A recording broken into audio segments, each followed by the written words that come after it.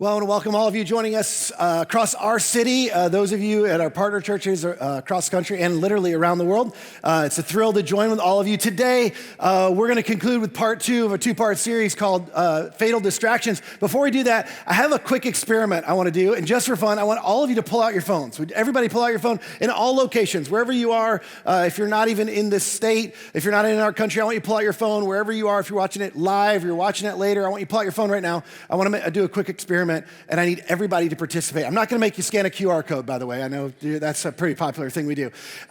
Here's what I want you to do. I want you to, I have an iPhone, so I don't know if you're on Android, I don't know how this works, but on my iPhone, if I push up on my phone, it shows me all the different apps that are open. I want you, one by one, to close all the apps on your phone, counting them as you close them.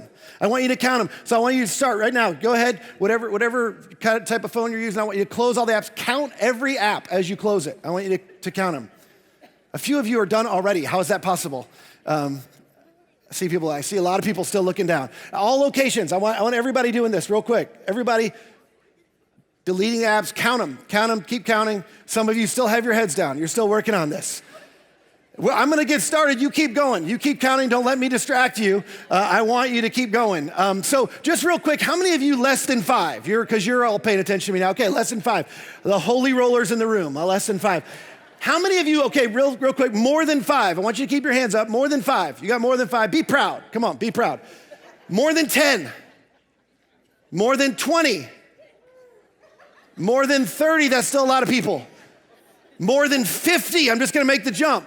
Still a lot of people. I don't know about the other rooms. We still got a lot of people. More than 50, more than 60. I got somebody with their hand over their mouth, with their hand up in the air down here in the front. I won't try and point at them. More than 75 people. More than 80. More than 90.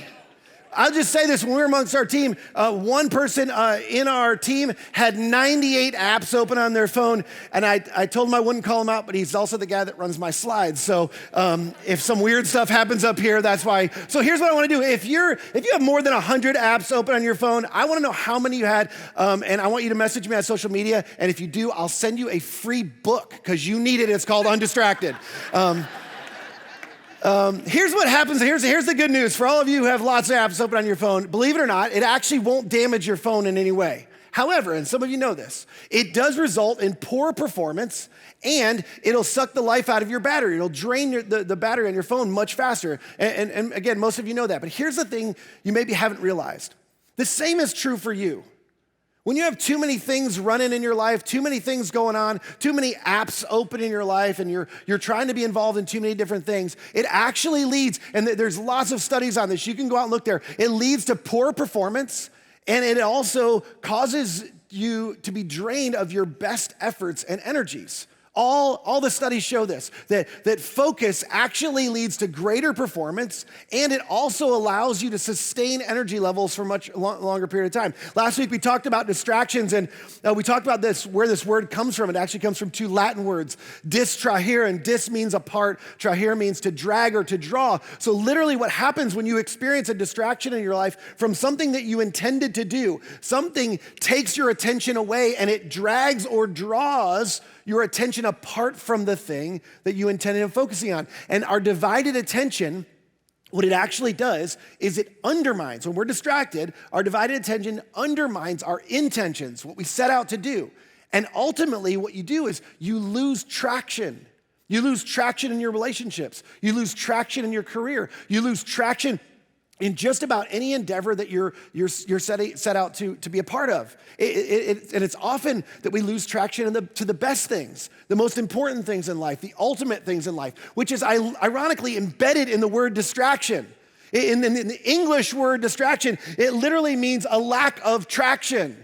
And a loss of traction, or a lack of progress, or a lack of productivity, or a lack of accomplishment to what you set out to do. And again, this happens in families, it happens in businesses, this happens in communities, it happens in government, it happens all over the place. And so last week, we talked about the importance of focus, and we talked about the importance of focusing on a vision or a great work. And we used the story of Nehemiah, who was a Jewish exile who was living in Persia.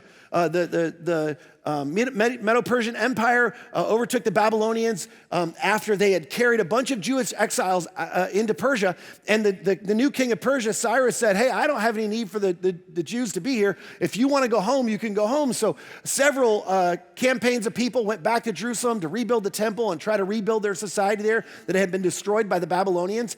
And when Nehemiah, who was still back in Persia, he was serving the king of Persia, Cyrus. He was the cupbearer to the king, had lots of trust by the king in a prestigious role.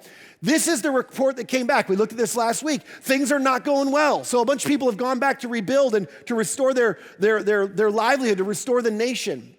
But things were not going well for those who returned to the province of Judah, which is where Jerusalem was. They're in great trouble and disgrace. The wall of Jerusalem has been torn down and the gates have been destroyed by fire and it hasn't been restored. And Nehemiah, he became deeply troubled by this. In fact, so much so that the king had never noticed him even being a bit sad before.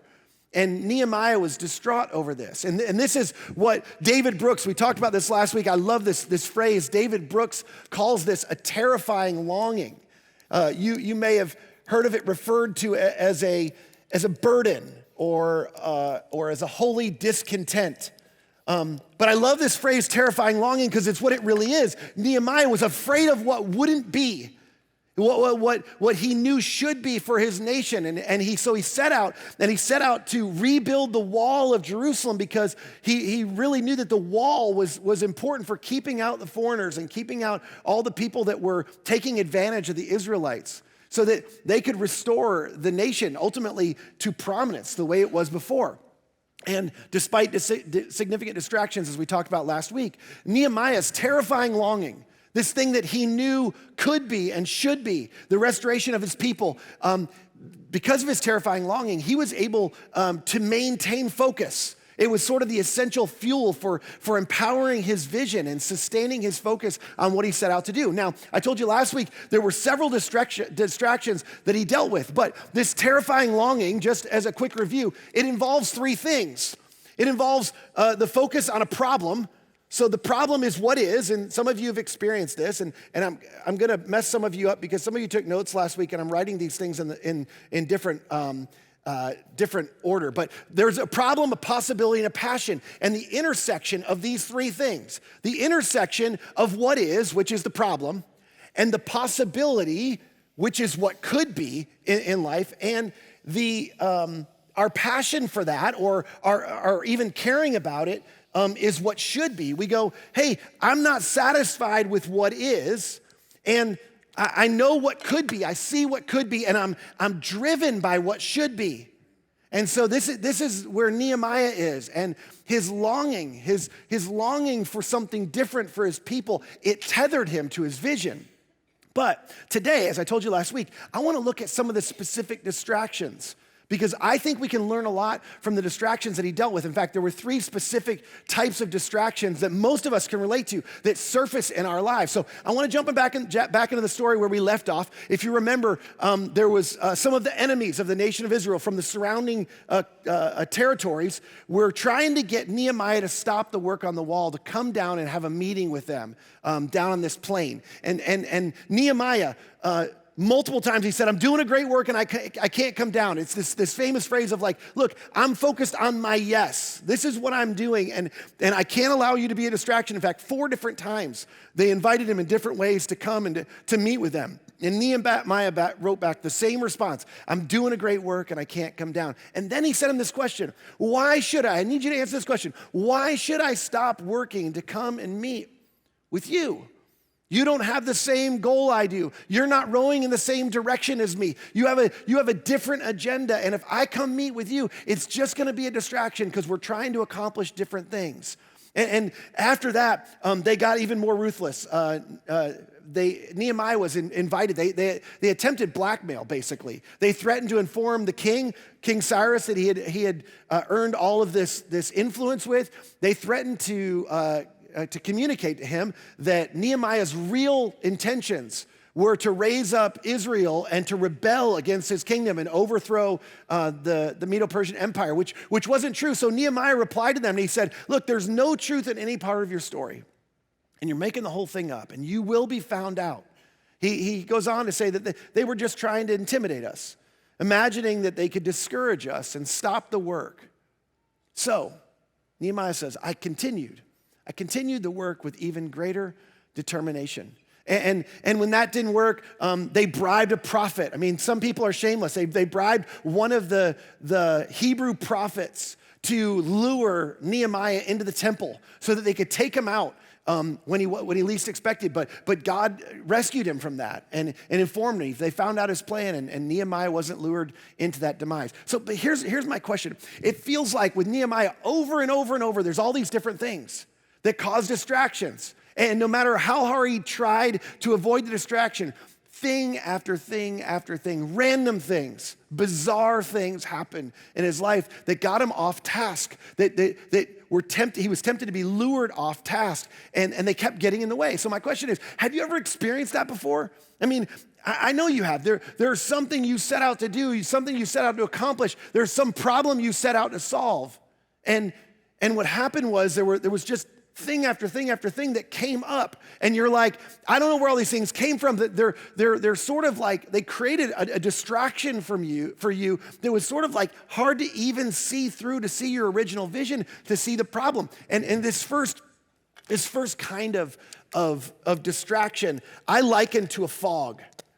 Fogs they cloud our view. They make it difficult for us to see where we're headed, to see what we intended to focus on, the direction we wanted to go in. And you know this practically. If you've ever been driving in a car and maybe early in the morning or late in the evening, and the weather's just right, and there's some sort of fog that comes, and you know you can't see far in front of you in your car. You're driving along, and so what you have to do is you just have to keep going, and you have to focus on what's right in front of you, because there's a fog that makes it difficult for you to see your destination. And this is true of you, whether it's a family and you have a picture of how you want your kids to grow up, what you hope your family is, or your marriage is. Maybe you're starting out in marriage, or you have a business or a career, or you're even trying to figure out where you're trying to get to in life, and you have a clear vision of where you want to go.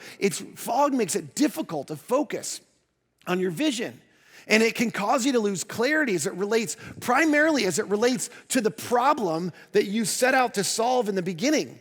Because now people are bringing you other problems, and there's other challenges, and there's the threats of the enemy, which was what Nehemiah was dealing with, and there's internal conflict. There's all these different things that keep coming and makes it difficult for you to see where you're going. And these are the most common types of distractions in life. It's the urgent things that aren't important. It's the squeaky wheel or the screaming babies. You pick your metaphor that you want to use, but this fog can be generated by people that are critical of you, or critics in your life, from competitors, even people that seem like or you thought were your friends. They can come from past regrets, from disappointment. They can come from other people's priorities in your life. They can all become a fog of distraction. And whatever it is, here's the thing. Jesus said he came that you might have life to the full, that you would thrive in life. But that there's an enemy that comes to steal and kill and destroy. Now, even if you're new to faith and you don't even buy into all that, here's what you need to know. These fogs, the thing that creates fog when you're trying to accomplish or get in a direction, it's an enemy. These things, whatever they are, they're functionally an enemy to the great work you're trying to accomplish.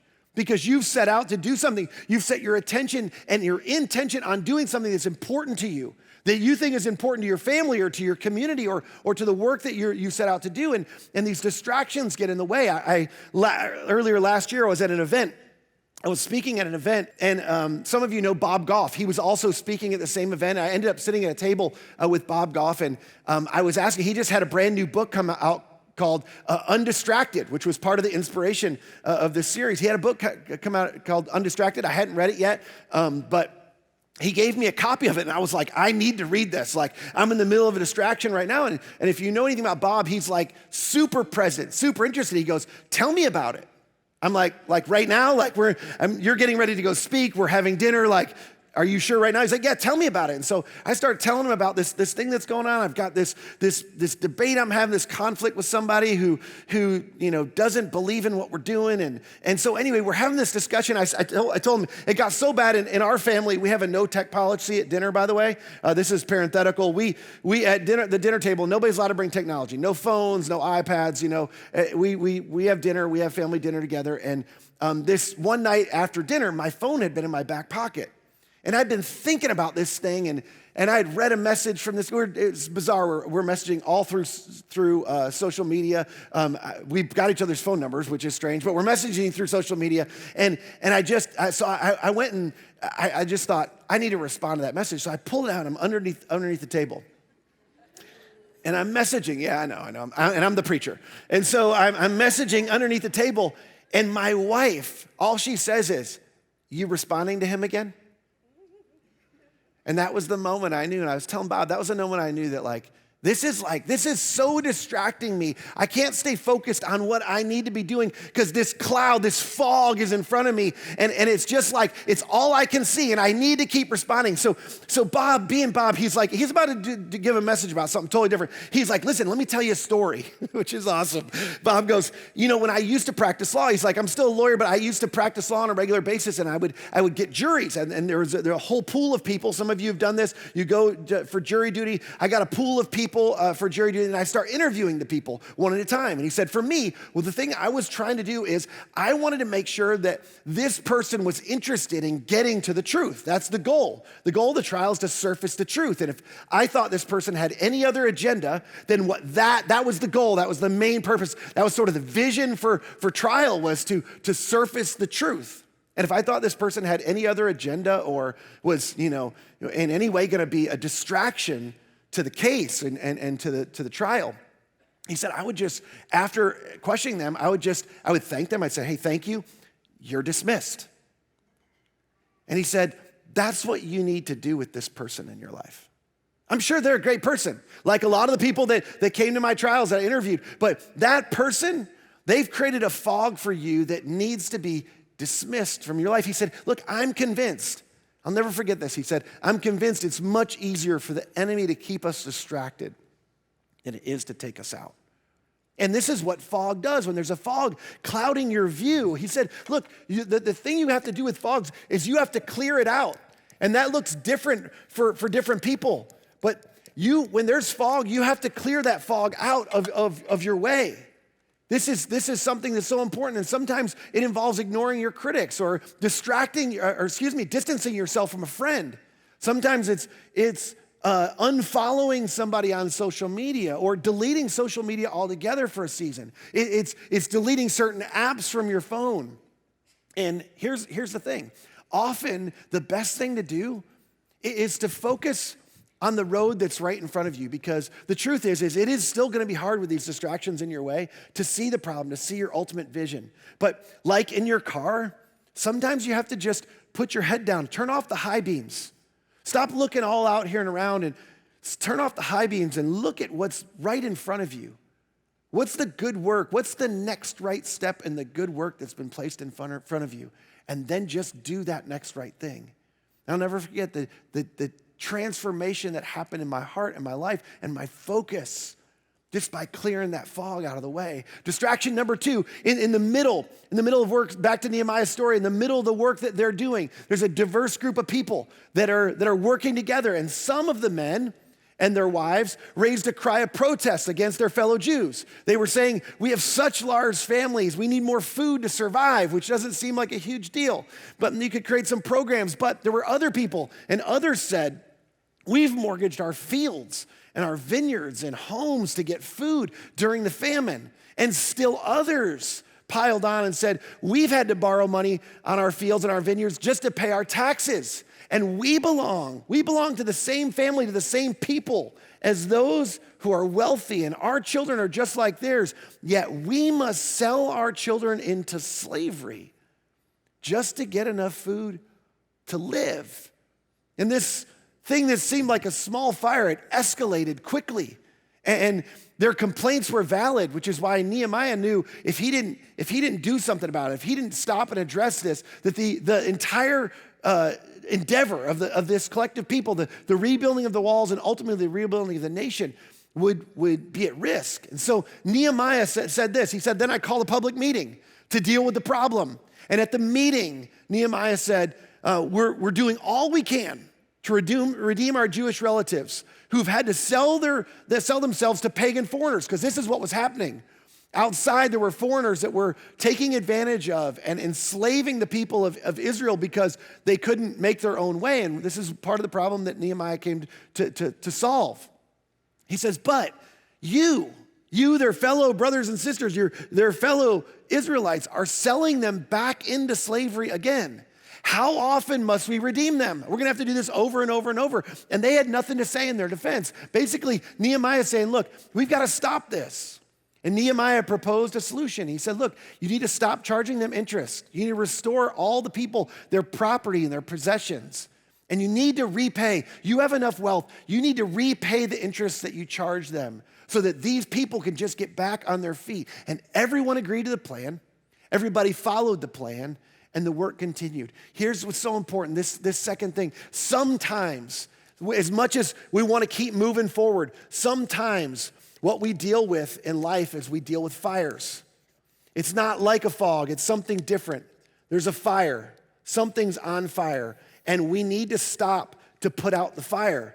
That the truth is the vision that we have or the goal that we've set out, the thing that we're trying to accomplish, it's not gonna get done if we don't stop and extinguish the fire. And sometimes, like in Nehemiah's case, it can start small. And it can be something that doesn't seem like that big a deal. But the longer we let it go, the more this fire can become dangerous to what we're doing. And if you leave it unattended, fire can be incredibly destructive. You know this. We've seen this in our world. And it's a threat to your vision. And the reason is because what happens is fire takes what's a possibility, what could have been, what you believe, not what is, what you believe could have been. And if you're not careful, it can make it an impossibility. Because when it's small, you're tempted to sort of try to contain it. It's like a campfire. We just try to contain it, but then when it grows, we know campfires can become bonfires, and bonfires can become forest fires. And to just try to contain it or to ignore it is a mistake, because it potentially costs us the possibility of what could be. And while this internal dispute with Nehemiah, it wasn't really a threat to the wall being rebuilt. The reality was the wall was a means to an end. It was about restoring and redeeming the people, the whole nation of Israel. And what good would it be if they had kept all the foreigners out by building these walls only for people on the inside to continue to enslave each other inside the nation of Israel? You see, here's what happens, and I know this is true because I'm tempted to do this all the time. Oftentimes in the name of progress, in the name of we got to keep moving, because we try to treat fires like fog, here's what happens. We go, no, I just got to keep going. And sometimes it's because we want to make progress, but sometimes it's just because we don't want to deal with the fire, and it's small at this point, and I don't have to really deal with it. And in some ways, like, I just need to stay locked in, but that's an excuse for ignoring something or closing our eyes to something that needs us to stop and pay attention, something that could have a bigger consequence if we're not careful. There's a plant over in a Mercedes plant over in Alabama, and they build Mercedes SUVs, and it's extensive. I think there's 1,650 stations along the assembly line for one of their vehicles. And every vehicle goes through all these places. And all along this assembly line, there's a clothesline. It's like a rope. And all along this, there's workers, there's people observing robots that are doing work to make sure it's getting done right, nothing goes out of way, and there's people doing actually manual labor. And all along this way, over these 1,650 plus stations along this assembly line, there's this line, and if something goes wrong at any point, you don't want the work to continue. You need to stop it. So along that line, there's so many people that have the opportunity. All you have to do is pull the line. If you pull this clothesline, the entire operation stops. Everything shuts down from the beginning of the assembly line to the end of the assembly line. And one of the plant managers was interviewed on a tour, being asked, like, I'll bet you that you could be so much more productive if everybody didn't have that power. And the plant manager said, it's just the opposite. Nobody wants to be the reason that progress stops.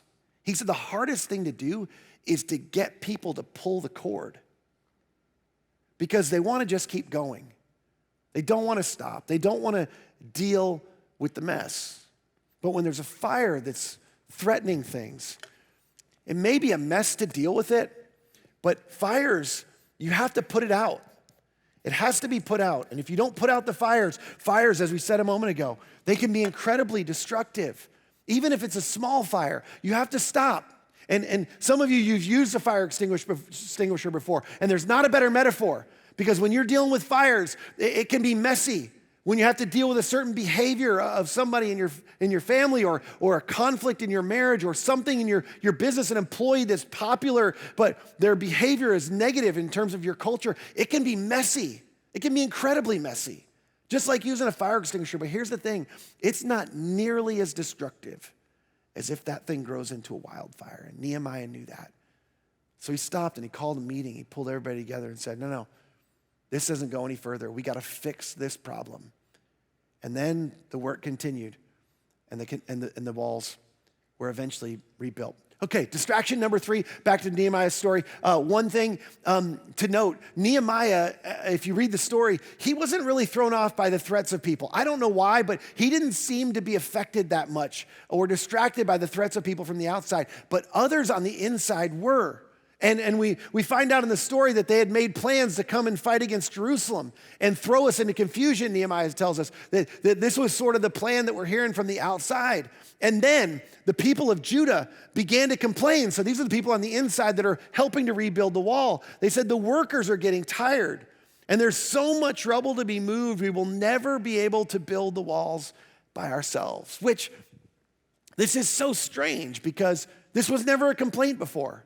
They've made so much progress. In fact, in the story, you'd see that they're working on several different places at the same time. And they've made so much progress so quickly in rebuilding their walls that even many people were like, why didn't we do this before? We should have started this a long time ago. And this has never been an argument. But coincidentally, it surfaces along with the threats of their enemies. And then somebody who was representing the people said, meanwhile, so yeah, the workers are tired and there's a lot of work to be done and we don't know if we can finish all this.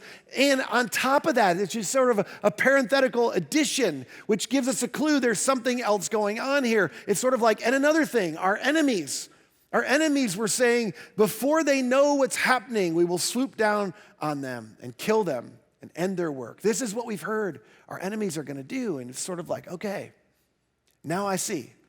Now I know what's really going on. Have you ever experienced this before? It's like, it's not really, somebody gives an excuse. You know, if you're a parent, your kids come, there's something they don't want to do, or you have an employee that doesn't want to get involved in something, and they give you an excuse, but it's not really the real reason. The truth is this last type of distraction is the distraction of fear. And most of us in our lives have dealt with fears that have kept us from things that are really meaningful in our lives, kept us from accomplishing things, kept us from pursuing things. If fog is something that clouds our view and fire is something that has the potential to threaten our vision, fear has the potential to paralyze your will.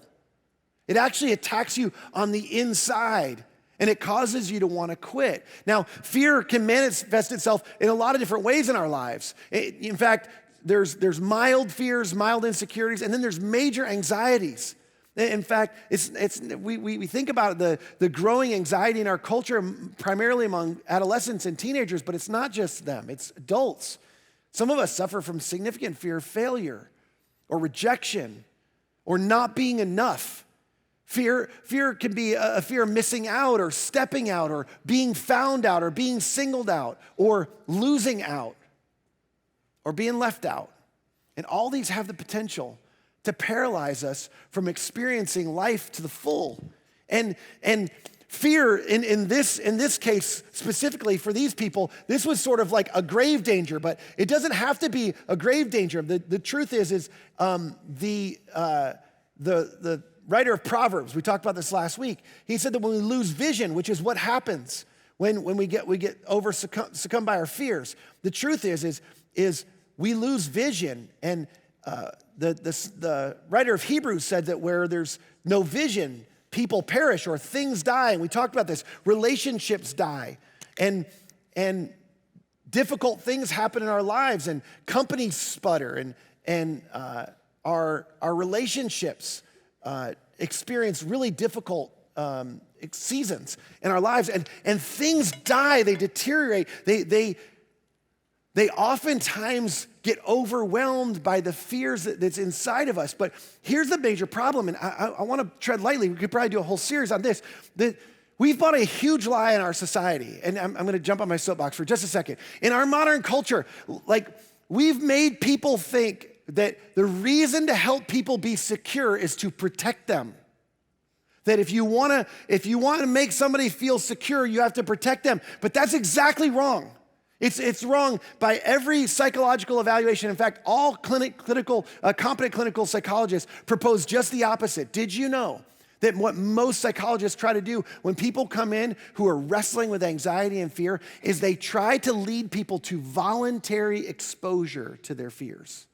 And they do it in palatable doses, because oftentimes it's the key to overcoming your fears. And it also increases resilience. It's why we become so fragile in our society. It's because we don't confront the things that we fear. What we do is we cancel people, and we cancel all the people that disagree with us, and we don't talk to them, we don't have a relationship with them because they're threatening to us, and we're fragile. And the reason is because we were overcome by our fears instead of exposing ourselves to the things we don't understand and the people that differ from us. And Nehemiah, he called together the nobles and the rest of the people, and he said to them, look at this, you gotta love this. Don't be afraid of the enemy, he says, which it's like, thanks, like that's not gonna work. Like that's not helpful, Nehemiah, just don't be afraid. He goes, no, here's what I want you to do. Don't be afraid of the enemy. I want you to remember the Lord. You're overcome with your fear from the enemy, but you've lost your fear of the Lord. Remember the Lord who's great and who's glorious. Remember who it is that's with us, and regain a healthy fear of him, and your fear of God and his power should be greater than your fear of the enemy. And fight for your brothers and your sons and your daughters and your wives and your homes. I mean, the truth is this was the passion that you began with in the beginning.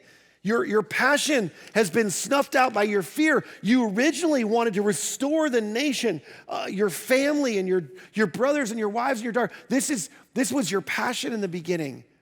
And you've lost your why. And when you lose your why for why you're doing this, when you lose your why, you always lose your way.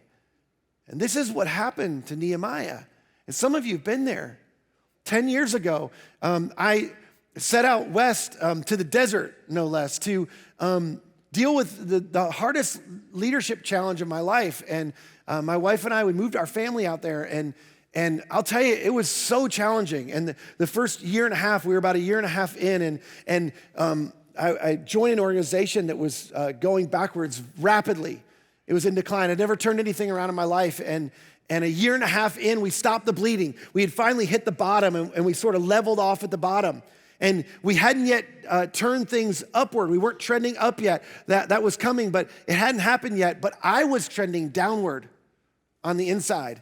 And truthfully, I wanted to quit. I wasn't that different than these people that were building the wall, that were overcome by fear. And the truth was I found myself one day on my 9-mile drive home going, Lord, if I know why you brought us out here, and I'm clear about that, but if this is what following you is, like, I don't know if I want to. A month later, I found myself flying across the country for a 4-day intensive with a guy named Dr. John Walker. I mention his name not because he's famous or because you know him, but because I owe him a debt of gratitude. I spent 4 days, long hours, 2 sessions a day, with him, trying to unpack my story and the trauma I had experienced and all the difficulty. I felt like when you watch the war movies and at the end of the battle, it's like, everybody's celebrating that you won the war, but there's a few of the warriors that are just cut. You're like cut and you're bleeding and you're like, great, I'm glad you're celebrating. Like, I'm in bad shape. And that's how I'm feeling. And I remember unpacking my story with him, and it was day 3 in the morning. He said, hey, do you mind if I reflect something to you? And I said, sure. He said, well, you told me your story about, when you lost your dad, and you kind of told like it wasn't that big a deal. But then as I tracked your story all these years, it feels like everything you've done, in every place that you've done, every job, every career, every endeavor, you've had somebody else that's over you, that's like leading you, and I'll just tell you, I've always been known as a risk taker and being willing to be innovative. But he said, you've always had somebody that was sort of the tip of the spear. And he said, I just wonder, I'm just asking, it feels like now that you're sort of out from underneath any of that other covering and you're the guy and like you're the tip of the spear. He said, I just wonder, like it seems like from your story, you're wondering if you really have what it takes. And when he said that, I knew he was right. I was trying to decide if I was going to tell him the truth or not, actually. But I decided I was spending a lot of money to be there, so I might as well tell him the truth. And so I said, no, that's exactly right. He said, do you mind if I press a little further? I was like, does it matter? I think you're gonna. He said, look, I just want you to know what you've described to me over the last year and a half has not been easy. But he said, I just want you to know, I see a warrior in you. And you may not feel like you have what it takes, but you absolutely do. You don't have anything else to prove. I think part of what this season was God bringing you out here to help you face that fear. And I think God's proven to you that he's given you all that you need. He prepared you ahead of time for the work that he had for you. See, when you're paralyzed by fear, and I was close to giving up, you have to root it out. And you have to be clear about what is it exactly that you're afraid of. Because it's usually not the thing that's on the surface. It's it's the thing beneath the thing. It's below the surface. And here's the truth. Some of you are experiencing the distraction of fear. And maybe it's not fear. Maybe there's a fire in your midst that you need to put out. Maybe there's a fog, but you're experiencing a lack of traction, some distraction in your marriage or in your family or in your business. Or maybe in some other worthy cause you're involved in. And the truth is, it's taking you off course and it's caused you to stall out. Maybe it's close to taking you out. Maybe one of these three questions could be helpful in helping you understand where or why you're losing traction. So let me ask you as we close, like, what's clouding your view? What are the things that are non-essential that you need to be willing to dismiss because it's clouding you from seeing the problem you ultimately want to solve, the better future you want to provide for your kids, or the way you want to honor your commitment to the very end with your spouse. And the truth is you're uniquely positioned for the great work that God's placed in front of you, but these other things, they need to be cleared out because they're clouding your view. What's threatening your vision? What's making it hard for you and maybe possibly could make impossible for you to accomplish what God's placed in your heart? See, sometimes you have to press pause on the work and you have to deal with things and you have to deal a death blow to the fires fast. You have to extinguish them because it's putting your ultimate goal at risk. And if what's possible is going to be kept from being rendered impossible, you have to pause and put out that fire. Lastly, what's paralyzing your will? What's that fear inside of you that might be keeping you from doing the great work, from daring greatly, from bringing your fears to the surface, bringing your fears into the light? By the way, this is what happened for me sitting in an office down in South Florida. I was sitting there, and when I was able to acknowledge that fear out loud and brought it into the light, it suddenly reduced the fear. It reduced the power of that fear. Not only did it reduce the power of that fear, it restored passion in me for doing what ultimately I knew God wanted me to do, what I knew what could be done, and what I knew should be done and needed to be done. So as we close, if you don't hear anything else, I want you to hear this. Listen, the scriptures talk about renewing your mind. I want you to receive this. You are God's handiwork. He created you. If you place your faith in Jesus, he recreated you in Christ Jesus to do great work that he prepared in advance for you to do. That's what Ephesians 2 says. May you stay on course and shine a bright light, illuminating for others around you to pursue the great work that God has for them. May you stay on course and pursue the great work that God has for you in your home, in your business, across our city, and for some of you, literally around the world. And may your light shine so bright. This is what the scriptures say. May your light shine so bright that everybody around you sees your great work and they're drawn towards your creator in heaven, your sustainer in heaven, and the one who ultimately invites us to call him Father in heaven. Let me pray for you. God, thank you. Thank you, thank you, thank you that you created us on purpose for a purpose. Pray for somebody who's here today and a fog or a fire or a fear has distracted them from the great work that you designed for them to accomplish. I pray that you bring people alongside them, would help them to get refocused, or maybe to focus on and see, gain a vision for the first time, the way in which you created them and designed them, and the unique problem that they're positioned to solve in the world, and a unique role that they're made to play in the world, the role that they can play that nobody else can play. I pray that you would give them the courage to clear out the fog, to dismiss those that need to be dismissed, to dismiss the distractions that need to be put away, that you would help them to put out the fires, to have the courage to deal with the things that are in the way, that are gonna potentially take them out. And I pray that you would also allow them the grace that they need to face the fears that ultimately are paralyzing them, and that you would allow us and you would empower us, that you would lead us to accomplish all that you dreamed that we would accomplish and experience in this life, and that we would thrive as your people. And I pray it in Jesus' name.